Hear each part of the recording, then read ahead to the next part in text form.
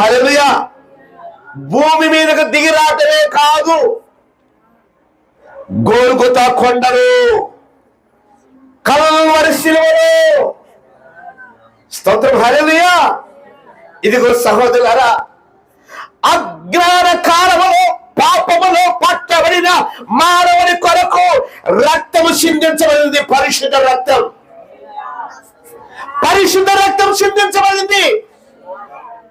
అజ్ఞాన కాలము నుంచి వస్తున్న మానవులారా, మీ రక్తములో మైలం ఉంది, మీ రక్తములో పాపం ఉంది, మీ రక్తములో దుష్టత్వం ఉంది, దుర్నీతి ఉంది. ఇదిగో దాని నుంచి విడిపించడానికి నా పరిశుద్ధ రక్తం సేవలు.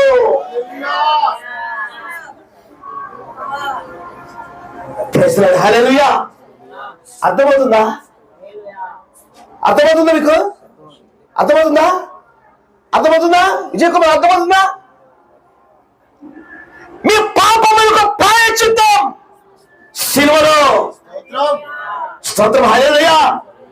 సిలువ నాకు కాదు, వాస్తవానికి పాపి, పాపి, ఈ సిలువ నీదే, సిలువ నీదే, ఈ సిలువ నీదే. పాపి, ఈ సిలువ నీదే. నీవు మోయలేనని నీ భారం నీరెత్తుకున్నా. స్తోత్రం హల్లెలూయా. ఇది నీవు మోయలేవు, నేనెత్తుకున్నా, నేనెత్తుకున్నా. ఇదిగో నీ పక్షముగా నేను నా ప్రాణాన్ని పెడుతున్నా. హల్లెలూయా. ఇప్పుడు నువ్వేం చేయాలో తెలుసా?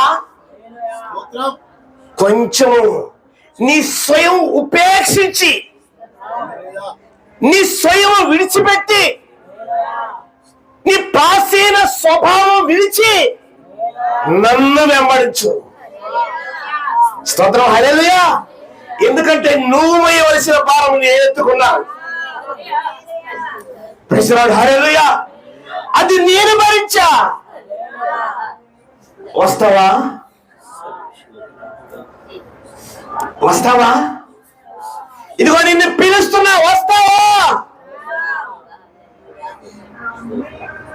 నేను పరిశుద్ధులను, పరిశుద్ధులను నా సహవాసానికి వస్తావా? నా రక్తము నీ మీద పడితే తప్ప నీవు పరిశుద్ధుడు కాలేవు, నీవు పరిశుద్ధుడు కాలేవు.